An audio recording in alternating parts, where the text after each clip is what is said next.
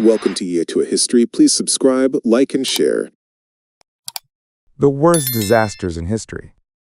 1. The Chernobyl nuclear disaster. It was the early morning hours of April 26, 1986, and a quiet stillness hung over the city of Pripyat, a bustling Soviet town just a few kilometers from the Chernobyl nuclear power plant. The stars above twinkled faintly, unaware of the catastrophe about to unfold beneath them. Inside the control room of reactor number 4, a group of engineers was preparing for a long-planned safety test, a seemingly routine procedure designed to see whether, in the event of a power outage, the plant's turbines could generate enough electricity to keep the cooling systems operational until backup generators kicked in. But things were far from normal. Delays had forced the test into the early hours, and operators were under pressure to proceed. Little did they know, the combination of poor design, operator errors, and a dangerous sequence of events would soon lead to the most devastating nuclear accident in history. The reactor was being operated at low power, a level at which the RBMK reactor design was dangerously unstable. Against protocol, the safety systems were intentionally disabled to facilitate the test. When the engineers inserted the shutdown command, known as Arizona 5, designed to lower control rods and halt the nuclear reaction, it had the opposite effect. Due to a design flaw, the insertion of control rods briefly increased the reactivity instead of decreasing it. At exactly 11:40 p.m., the unimaginable happened. A massive explosion rocked reactor number 4. The force of it blew off the heavy steel and concrete lid of the reactor core. Just seconds later, a second explosion followed. More powerful, more violent, spewing radiation-laden debris high into the atmosphere. A fire broke out, igniting graphite moderator blocks and releasing radioactive gases into the wind. For a moment, silence. Then, chaos. The fire alarm pierced the night air. First responders, brave firefighters and plant workers, rushed to the scene with no knowledge of the invisible killer they were walking into. They had no protective gear, no radiation detectors, only their instincts and sense of duty. Many touched pieces of glowing graphite with their bare hands, unaware it had come from the exposed reactor core. Within hours, many would fall ill. Within weeks, 28 would die from acute radiation sickness. Meanwhile, in Pripyat, life continued as normal.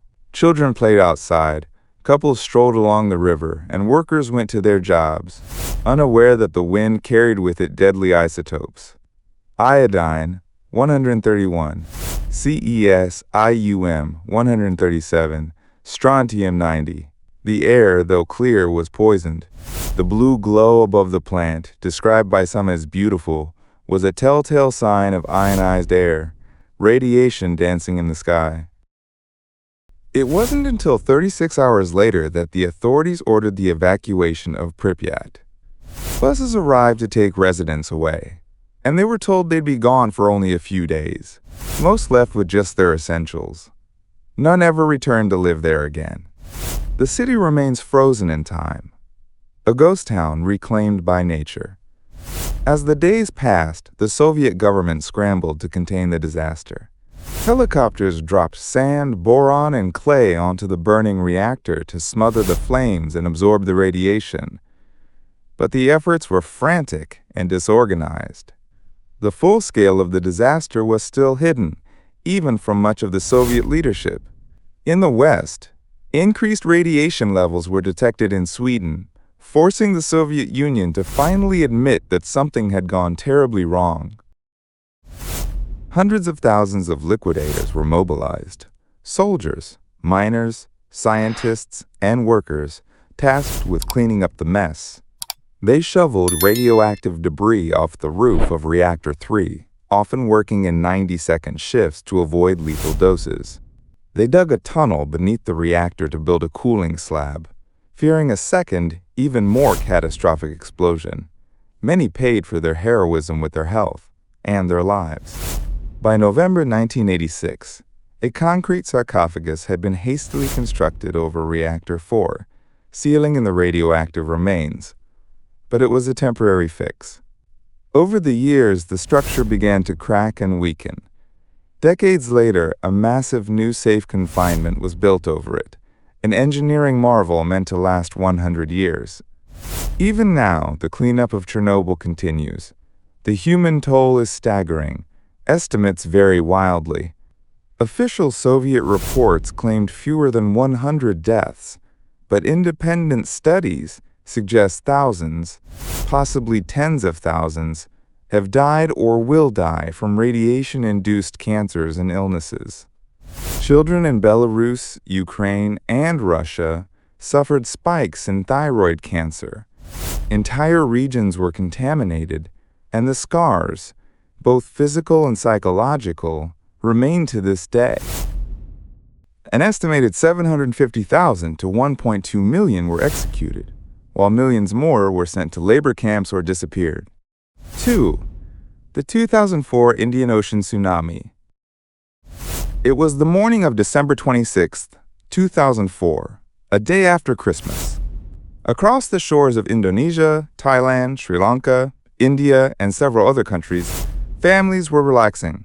Tourists were enjoying their beachside holidays, and fishermen were heading out to sea, unaware that beneath the calm surface of the Indian Ocean, the Earth was stirring with unimaginable force. At 7:58 a.m. local time, a massive undersea megathrust earthquake struck off the west coast of northern Sumatra, Indonesia. It measured 9.1 to 9.3 on the Richter scale, making it one of the most powerful earthquakes ever recorded. The rupture occurred along the Sunda Trench, where the Indian Plate was subducting beneath the Burma Plate. The earthquake lasted for over 10 minutes, and in that short time, it displaced the seafloor by as much as 15 meters, 49 feet, vertically, along a fault line stretching 1,300 kilometers, 810 miles. But the earthquake, devastating as it was only the beginning. The sudden vertical movement of such a massive stretch of seabed displaced an immense volume of seawater, sending tsunami waves radiating outward like ripples from a stone dropped in a pond, but on a planetary scale. These waves traveled across the ocean at speeds exceeding 800 kilometers per hour, 500 miles per hour, faster than a jetliner. In the deep ocean, the tsunami waves were barely noticeable, just a meter high. But as they neared the shallow coastal waters, they rose up, turning into walls of destruction. Indonesia, ground zero. Within 15 minutes, the tsunami slammed into the west coast of Aceh province in northern Sumatra, Indonesia. Entire communities were wiped away in seconds. Banda Aceh, a city of over 150,000 people, was among the worst hit. The wave, estimated to be as high as 30 meters, 98 feet, in some places, demolished homes, businesses, mosques, and schools. Survivors described the horror, the sea receding eerily, exposing coral and stranded fish before roaring back with a deafening sound. Cars, trees, buildings, and people were swept away together in a violent surge of water and debris. Many were killed instantly. Others were trapped beneath collapsed structures or swept far inland. Across the Indian Ocean, a chain of catastrophes. The tsunami didn't stop at Indonesia. Within 2 hours, it struck the coasts of Thailand, devastating tourist resorts like Phuket and Khao Lak, where many foreigners were spending the holidays. Many tourists were caught unaware, relaxing on beaches or swimming in the surf. Videos captured the surreal moment, people watching curiously as the water receded, then screaming and running as the ocean returned with terrifying force. In Sri Lanka, more than 35,000 people died as the tsunami came ashore. Entire trains were swept off their tracks, including the infamous Queen of the Sea passenger train, which was overwhelmed by the waves, killing more than 1,700 passengers, making it the worst train disaster in history. In India, the waves devastated the southeastern coast, including the state of Tamil Nadu and the Andaman and Nicobar Islands. Thousands of fishermen and their families perished, their villages flattened.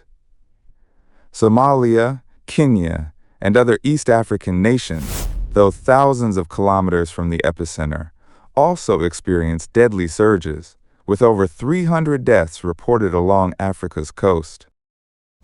Death toll and destruction. The scale of the disaster was unprecedented.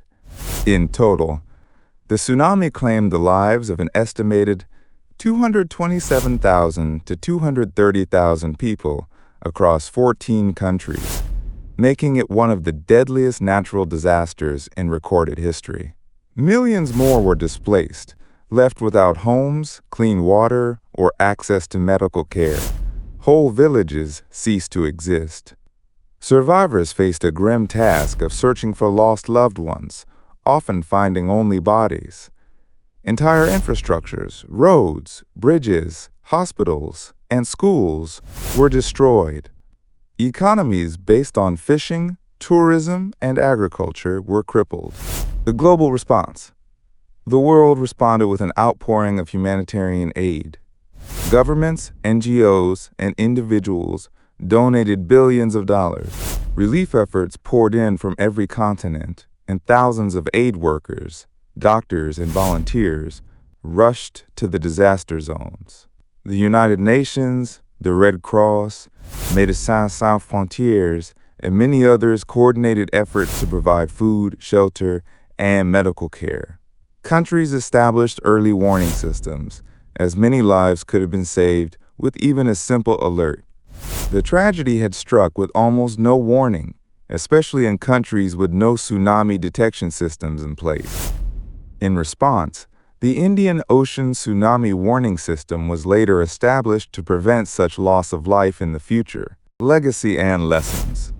The 2004 Indian Ocean tsunami was more than a natural disaster. It was a global wake-up call. It exposed the vulnerability of millions of people living along coastlines to tsunamis and underscored the importance of preparedness, education, and warning systems. In the years that followed, memorials were built, families rebuilt their lives, and some communities, like those in Aceh, began long processes of healing and reconstruction. The tragedy also prompted geopolitical changes and peace talks in Aceh, where a long-running conflict was suspended in the wake of the shared suffering. But perhaps the most powerful legacy is the memory of lives lost and the resilience of the survivors. In the face of such overwhelming loss, communities came together, nations united in support, and the world was reminded, in the harshest way, of the awe-inspiring and sometimes merciless power of nature. 3. Hiroshima, August 6, 1945. It was a clear morning in Hiroshima, a bustling Japanese city of over 300,000 people, many of whom were women, children, and the elderly. The city was largely untouched by previous bombings, making it a prime target for what was to come. At 8:15 a.m., a B-29 bomber named Enola Gay, piloted by Colonel Paul Tibbets, flew high over the city. From its belly, it released a single bomb, nicknamed Little Boy. It floated down for 43 seconds, then exploded at an altitude of about 600 meters, 1,968 feet, above the city center. In an instant, a blinding flash turned the morning into a searing white nightmare. A fireball bloomed in the sky, reaching temperatures of over 1 million degrees Celsius at its core, vaporizing everything at ground zero. A shockwave ripped through the city, leveling buildings, shattering windows miles away, and tossing people like rag dolls. More than 70,000 people died instantly.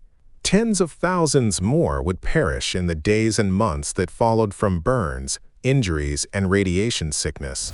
Those who survived were left in horror, burned, disfigured, traumatized. Shadows of vaporized humans were etched into walls and sidewalks. The city was reduced to rubble and silence, a silence broken only by the cries of the wounded. Nagasaki, August 9, 1945. Even after Hiroshima, Japan did not surrender. Debates raged within the Imperial War Council. Some still believed they could negotiate peace on better terms, but time was not on their side. 3 days later, on August 9th, a second mission was launched. The target was originally Kokura, but due to cloud cover, the bomber was redirected to Nagasaki, an industrial city with factories, shipyards, and a population of about 240,000. At 11:02 a.m., the second bomb, Fat Man, a more powerful plutonium-based device, was dropped. It exploded in a valley, which somewhat limited its destructive reach compared to Hiroshima, but the devastation was still overwhelming. The explosion killed an estimated 40,000 people instantly, and tens of thousands more succumbed to injuries and radiation. The bomb created a mushroom cloud that rose 18 kilometers, 60,000 feet, into the air. Entire neighborhoods were flattened. Survivors, many of them already displaced from other bombings, once again found themselves trapped in a living hell. The aftermath.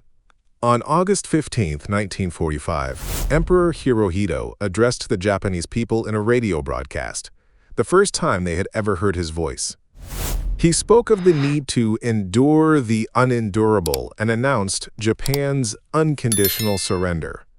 World War II was finally over.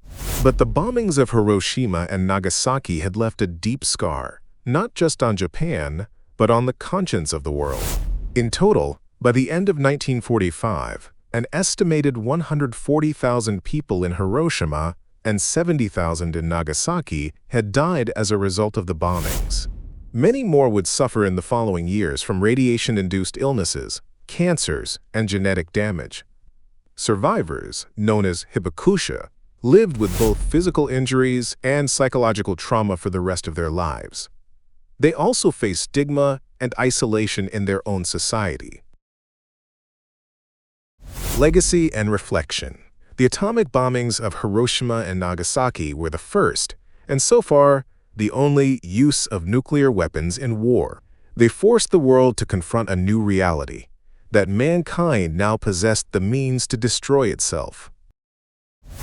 4. The 1815 eruption of Mount Tambora.